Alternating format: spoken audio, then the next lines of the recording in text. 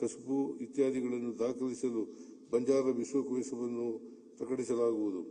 ದಲಿತ ಸಾಹಿತ್ಯ ಚಳವಳಿಗೆ 50 ವರ್ಷ ತುಂಬಿದ ಸಂದರ್ಭದಲ್ಲಿ ದಲಿತ ಕವಿ ಸಿದ್ದಲಿಂಗಯ್ಯನವರ ಸಾಹಿತ್ಯವೂ ಸೇರಿದಂತೆ 50 ವರ್ಷಗಳಲ್ಲಿ ರಚನೆಯಾದ ದಲಿತ ಸಾಹಿತ್ಯವನ್ನು ಸಂಪಾದಿಸಿ ಅರ್ಧ ಶತಮಾನವಾದ ದಲಿತ ಸಾಹಿತ್ಯ ಎಂಬ ಹೆಸರಿನಲ್ಲಿ ಪುಸ್ತಕವನ್ನು ಪ್ರಕಟಿಸಲಾಗುವುದು. ಇದಕ್ಕಾಗಿ 1 ಕೋಟಿ ರು ಒದಗಿಸಲಾಗುವುದು. ದಲಿತ ಕವಿ ಸಿದ್ದಲಿಂಗಯ್ಯ ಮತ್ತು ಡಿ.ಆರ್. ನಾಗರಾಜ ಇವರುಗಳ ಹೆಸರಿನಲ್ಲಿ ಟ್ರಸ್ಟ್ ರಚಿಸಲು ಕ್ರಮ ಕೈಗೊಳ್ಳಲಾಗುವುದು. ಕಾಗೋಡು ಸತ್ಯಾಗ್ರಹಕ್ಕೆ ಸಂಬಂಧಿಸಿದ ಕಥಾವಸ್ತುವನ್ನು ಒಳಗೊಂಡ ನಾ ಡಿಸೋಜ ವಿರಚಿತ ಕೊಳಗ ಕಾದಂಬರಿಯನ್ನು ಆವರಿಸಿದ ನಾಟಕವನ್ನು ರಾಜ್ಯಾದ್ಯಂತ ಪ್ರದರ್ಶಿಸಲಾಗುವುದು. ರಾಷ್ಟ್ರಕವಿ ಕುವೆಂಪು ಅವರ ಮಲೆಗಳಲ್ಲಿ ಮದುಮಗಳು ರಂಗರೂಪಕದಂತೆ ಖ್ವಾಜಾ ಬಂದೆ ನವಾಜರ ಕುರಿತು ಅಹೋರಾತ್ರಿ ನಾಟಕವನ್ನು ಏರ್ಪಡಿಸಲಾಗುವುದು.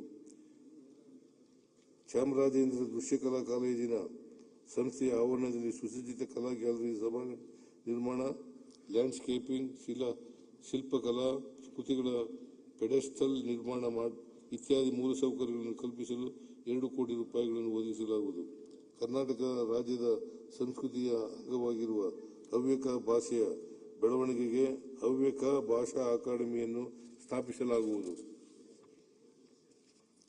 ಸ್ವಾತಂತ್ರ್ಯ ಹೋರಾಟದಲ್ಲಿ ಭಾಗವಹಿಸಿ ಅಂಡಮಾನ್ ದ್ವೀಪದಲ್ಲಿ ಕರಾಳ ಶಿಕ್ಷೆಗೊಳಗಾದ ಕರ್ನಾಟಕದ 50 ಕನ್ನಡಿಗರ ವೀರಗಾಥೆಯ ಕುರಿತು ಅನಾಮಿಕ ಸ್ವಾತಂತ್ರ್ಯ ಹೋರಾಟಗಾರರು ಎಂಬ ಕೃತಿಯನ್ನು ಕರ್ನಾಟಕ ಸಾಹಿತ್ಯ ಅಕಾಡೆಮಿ ವತಿಯಿಂದ ಪ್ರಕಟಿಸಲಾಗುವುದು. ಕರ್ನಾಟಕ ಏಕೀಕರಣಕ್ಕೆ ಪ್ರಮುಖ ಕಾರಣರಾದ ಧಾರವಾಡದ ಕರ್ನಾಟಕ ವಿದ್ಯಾರ್ಥಿ ಸಂಘದ ಚಟುವಟಿಕೆಗಳಿಗಾಗಿ 2 ಕೋಟಿ ರೂಪಾಯಿಗಳ ಅನುದಾನ ಒದಗಿಸಲಾಗುವುದು.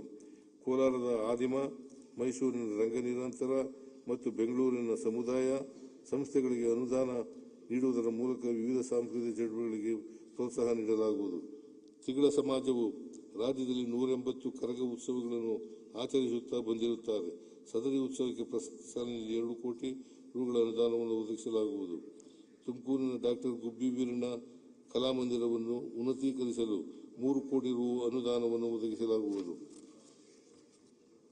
ಯುವ ಸಬಲೀಕರಣ ಮತ್ತು ಕ್ರೀಡೆ. ಬೆಂಗಳೂರಿನ ಹೆಸರುಘಟ್ಟ ಕೆರೆಯಲ್ಲಿ ಪಿಪಿಪಿ ಮಾದರಿಯಲ್ಲಿ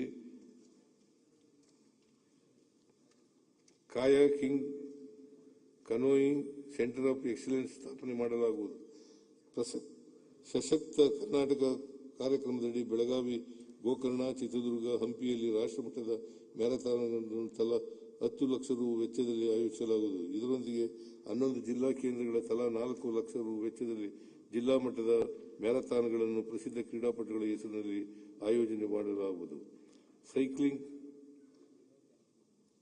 ಕ್ರೀಡೆಗೆ ಉತ್ತೇಜನ ನೀಡಲು ಮೈಸೂರಿನಲ್ಲಿರುವ ದಟ್ಟಗಳ್ಳಿಯಲ್ಲಿ ಗುರುತಿಸಲಾದ ಜಾಗದಲ್ಲಿ ಆಧುನಿಕ ಸೈಕ್ಲಿಂಗ್ ವೆಲೋಡ್ರೋಮ್ ನಿರ್ಮಿಸಲಾಗುವುದು.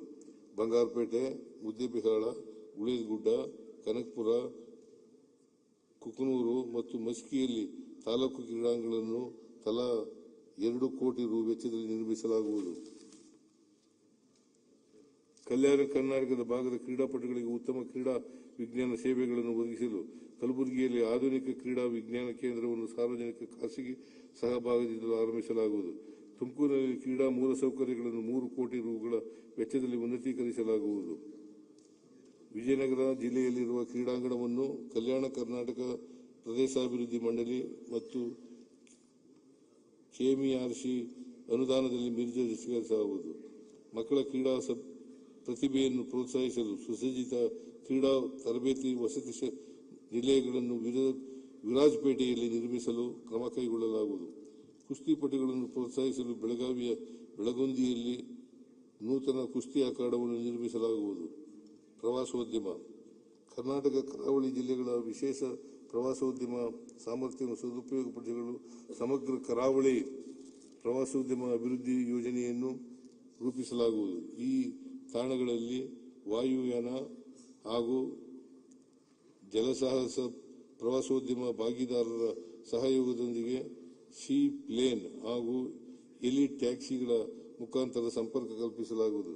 ಜೊತೆಗೆ ಜಾಯ್ ರೈಡ್ ಹಾಗೂ ರಿವರ್ ಕ್ರೂಯಿಸ್ ಚಟುವಟಿಕೆಗಳನ್ನು ಪ್ರೋತ್ಸಾಹಿಸಲಾಗುವುದು.